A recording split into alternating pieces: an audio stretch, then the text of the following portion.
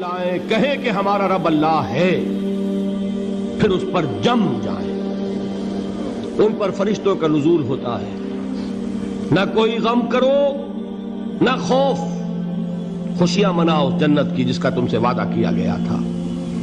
اللہ کی ربوبیت پر اطمینان جب انسان کو ہو جاتا، میرا رب اللہ ہے، ربی اللہ، انسان کے لیے نہ کوئی کھٹکا، نہ کوئی خطرہ، نہ کوئی خوف، نہ کوئی حزن۔ جو کچھ ہو رہا ہے کس کے اذن سے ہو رہا ہے؟ اللہ کے اذن سے۔ اللہ کے اذن کے بغیر پتہ تک نہیں ہلتا۔ یہ کوئی اندھا بہرا مادہ نہیں ہے جس سے مجھے کوئی خوف ہو۔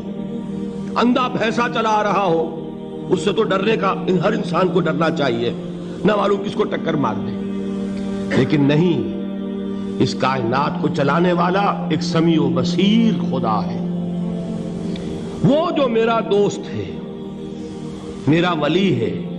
اللہ ولی الذین آمنوا یخرجہم من الظلمات الی النور۔ اللہ اہل ایمان کا ولی ہے، ساتھی ہے، پشت پناہ ہے، مددگار ہے، حمایتی ہے۔ بتائیے جسے یقین ہو جائے کہ اللہ میرا مددگار، اللہ میرا محافظ، اللہ میرا پشت پناہ، اللہ میرا حمایتی، اس کے لیے کوئی خوف ہوگا؟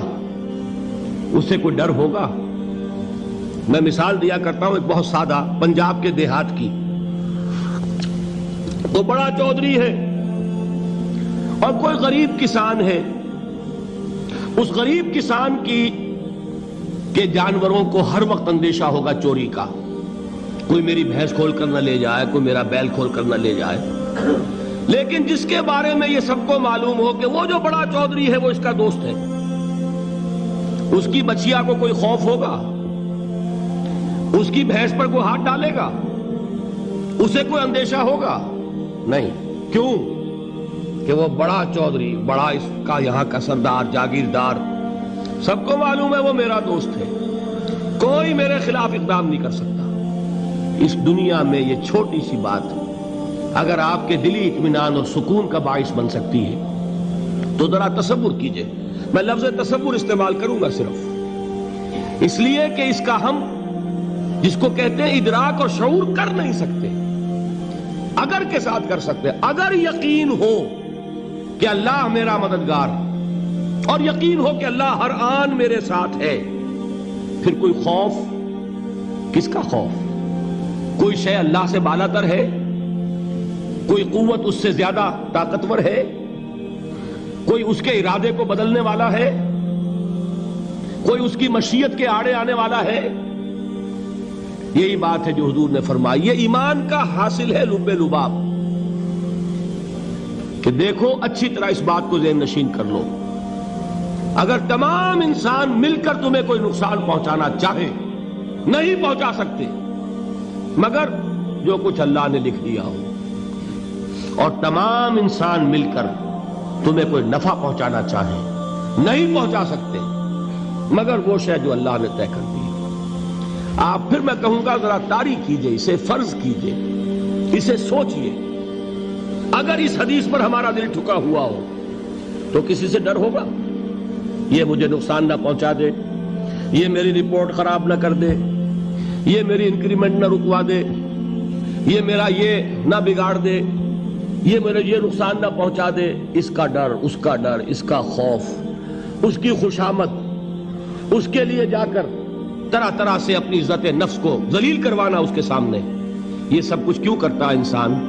جب سمجھتا ہے کہ اس کے ہاتھ میں میرا کوئی نفع ہے، اس کے ہاتھ میں میرے لیے کوئی ضرر ہے، یہ مجھے کوئی غضب پہنچا سکتا ہے، یہ مجھے کوئی نقصان پہنچا سکتا ہے، یہ میرا کوئی کام بنا سکتا ہے، یہ میری کوئی ضرورت پوری کر سکتا ہے، اسی کا نام شرک ہے۔ جہاں آپ نے یہ سمجھا کہ غیر اللہ کے اندر کوئی طاقت موجود ہے وہی شرک ہے۔ بتوں سے تجھ کو امیدیں، خدا سے نومیدی، مجھے بتا تو صحیح اور کافری کیا ہے؟ شرک تو یہ ہے جس پر بھی تمہیں یہ خیال ہے، کلمہ ہے یہ کلمہ سوم، لا حول ولا قوت الا باللہ، ذرا اس پر دل کو کبھی اگر آپ تصور کریں، پھر فرض کریں، دل ٹھک جائے اس پر، کوئی طاقت نہیں۔ یہی بات تھی جو شیخ عبد القادر جیلانی رحمۃ اللہ علیہ نے اپنی وصیت میں اپنے بچے سے کہی. 11ویں دینے والے ہیں، لیکن حضرت شیخ عبد القادر جیلانی کی وصیت اور تعلیمات کو کتنے لوگ ہیں جو جانتے ہو؟ یہ جن مقامات تک پہنچے ہیں وہ کس چیز کی بدولت پہنچے ہیں؟ انہوں نے جو پیغام دیا وہ کیا تھا؟ اے میرے بچے، جس طریقے سے قرآن مجید میں حضرت لقمان کی نصیحتیں جو ہے نقل کر دی گئی ہیں، میں یہ عرض کروں گا بالفرض اگر قرآن حضرت عبد القادر جیلانی کے بعد نازل ہوا ہوتا تو شیخ عبد القادر کی یہ نصیحتیں بھی قرآن میں درج ہوتی. اتنی اونچی نصیحتیں ہیں. اے میرے بچے، اس حقیقت کو ذہن نشین کر لے، لا فاعل فی الحقیقت ولا مؤثر الا اللہ. اس کائنات میں نہ کوئی فاعل حقیقی ہے نہ مؤثر حقیقی ہے سوائے اللہ. کسی شے میں کوئی تاثیر نہیں اگر اللہ نہ چاہے. آگ جلا نہیں سکتی اگر اللہ نہ چاہے. پانی ڈبو نہیں سکتا اگر اللہ نہ چاہے. زہر ہلاک نہیں کر سکتا اگر اللہ نہ چاہے. کوئی چیز فائدہ نہیں پہنچا سکتی اگر اللہ نہ چاہے. تو در در پہ کیوں سر جھکاتے ہو؟ در در پر کیوں جبیں سائی کرتے ہو؟ سب کے سامنے کیوں ہاتھ پھیلاتے ہو؟ ایک اللہ سے مانگو. ایک اللہ کے سامنے زمین پر اپنی جبین رکھو. لا فاعل فی الحقیقت ولا مؤثر الا اللہ. نظر آتا ہے ہمیں کہ پانی پیاس بجھا دیتا ہے. پیاس بجھانے کی صلاحیت پانی میں نہیں ہے، اللہ کے اذن سے. کھانا بھوک مٹا دیتا ہے، بھوک مٹانے کی صلاحیت کھانے میں نہیں ہے، اذن رب میں. دیکھیے یہی یقین تھا. حضرت موسیٰ علیہ السلام کا واقعہ یاد کیجئے. سامنے سمندر آ گیا ہے، قوم دیکھتی ہے پیچھے کہ گرد و غبار کا طوفان ہے. معلوم ہوا کہ فرعون اپنے لشکر سمیت آ گیا ہے. لشکر جب چلتا تھا تیز رفتاری کے ساتھ تو گرد و غبار کا جو طوفان اٹھتا تھا اس کا تصور کیجئے. اور لمحہ بلمحہ وہ قریب آ رہا ہے. پوری قوم نے کیا کہا؟ اے موسیٰ انا لمدرکون، اے موسیٰ ہم کو پکڑے گئے. قرآن مجید نے تو یہاں وہ باتیں نہیں لکھی ہے، لیکن تورات میں یہ درج ہے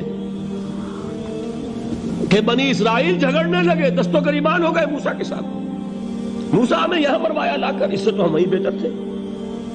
وہاں کھانے کو ملتا تھا، زندگی تو تھی، بیگار ہم کر رہے تھے، موت تو نہیں تھی. اب جو کچھ ہوگا اس کا تصور کرو، جس طریقے سے ہمارے ٹکڑے اڑائے جائیں گے. تو لڑ رہے ہیں حضرت موسیٰ علیہ السلام سے. یہ تورات کی تفصیل ہے.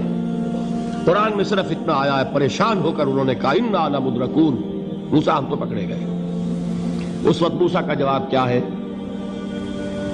کلا ان معی ربی سیہدین. نہیں، میرے ساتھ میرا رب ہے، وہ راستہ دے گا.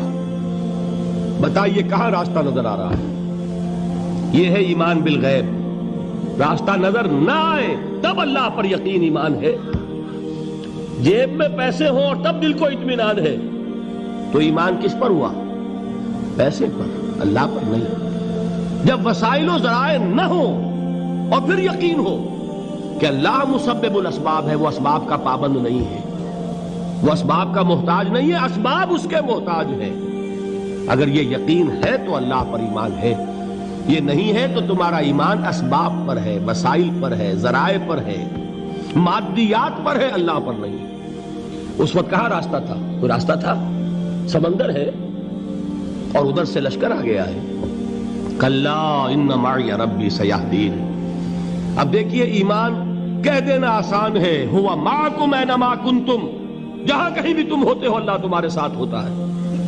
لیکن اس کا یقین قائم ہو جائے تو زمین و آسمان کا فرق واقع ہو جائے.